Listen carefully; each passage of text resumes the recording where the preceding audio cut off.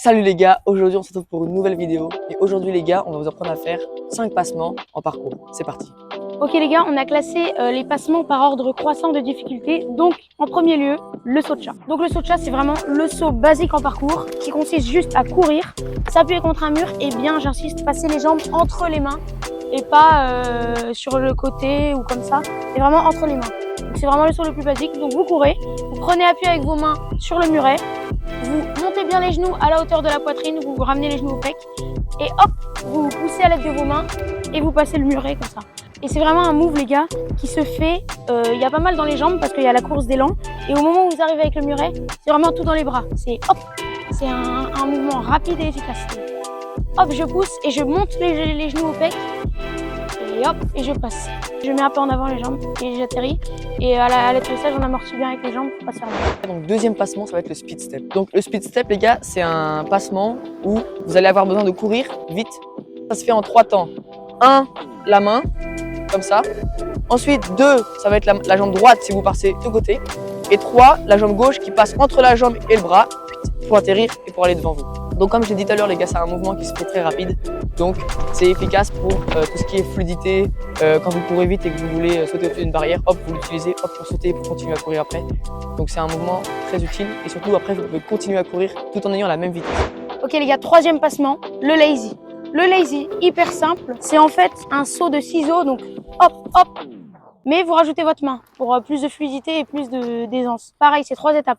Vous mettez votre main, vous levez la jambe gauche si vous le passez comme du même côté que le speed step. Ou si vous le passez du même côté que Théophile et moi, vous levez, vous mettez la main en 1, vous levez la jambe gauche en 2 et vous levez la jambe droite au dernier moment, une fois que la jambe gauche est vraiment un petit peu derrière le muret. Et donc ça donne hop, hop. Et vous venez vous recentrer, vous faites un mouvement de bassin pour vous recentrer et continuer votre line. Quatrième passement, c'est le saut du voleur. Le saut du voleur, c'est la même chose que le speed step. C'est encore un passement où vous allez avoir besoin de vitesse pour enchaîner et pour ensuite bam sauter et continuer à courir. Sauf que vous n'allez pas mettre votre pied. Donc vous allez poser votre main, comme d'habitude, poser votre main et là mettre la même jambe, sauf que vous allez pousser dans les airs, comme s'il y avait un mur mais invisible. Vous poussez dans les airs et ça va vous mettre de l'impulsion sur le côté. Et le fait de pousser avec la main gauche, ça va vous remettre droit. Donc en fait, d'abord vous sautez, hop, vous partez un peu sur le côté, vous poussez, vous remettez le bras pour vous redresser. C'est vraiment un mouvement qui est assez technique et surtout assez stylé. Les gars, pour vous entraîner, si vous avez peur de lancer sur un petit muret, vous pouvez le faire d'abord sur l'herbe. Donc vous mettez votre main gauche et vous passez comme moi. Et là, vous allez juste vous entraîner à faire ça. Ça va vous mettre juste dans la peau du truc, ça va vous entraîner à avoir le mouvement pour pousser avec la jambe. Ok les gars, cinquième et dernier passement, parce que oui, on a essayé d'être concis dans les passements pour vous faire une vidéo vraiment courte. Et d'ailleurs, si vous voulez plus de détails, dites-le nous en commentaire, on vous fait des vidéos plus longues, personnalisées si vous voulez. Donc bref, cinquième passement, le dash. Donc les gars, le dash, c'est tout simplement un saut de chat inversé. Pour savoir si vous êtes capable de le faire, il faut que vous sachiez juste le sauter sans les mains.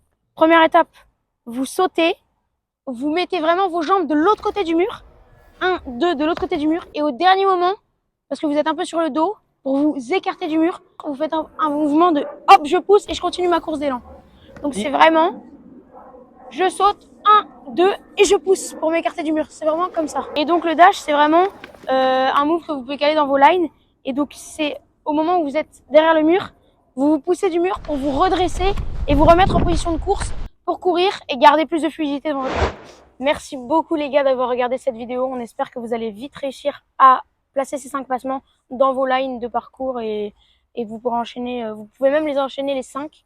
Si vous y arrivez, envoyez-nous une petite vidéo, dites-le nous dans les commentaires. Ouais, sur une petite line, c'est des trucs assez basiques donc vous pouvez rajouter des petits saltos, des petits sauts et tout. C'est la hauteur de tout le monde, franchement. Après ça dépend de vous, ça dépend de où est-ce que vous allez, ça dépend des endroits que vous avez. Le parcours dépend vraiment des spots qu'on a, donc personne n'aura jamais les mêmes.